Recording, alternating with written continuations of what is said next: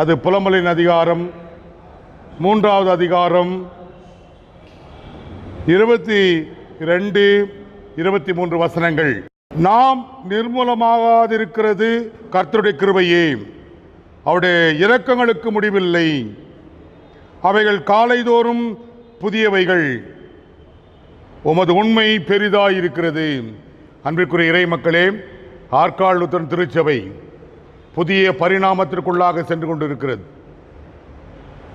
அதிலே ஒரு புதிய துவக்கம் என்னவென்றால், இன்றைக்கு உலகை ஆண்டு கொண்டிருக்கின்ற சமூக வலைதளத்தில் ஆற்காடு திருச்சபைக்கென்று புதுப்பிக்கப்பட்ட யூடியூப் துவங்கியிருக்கிறார்கள்.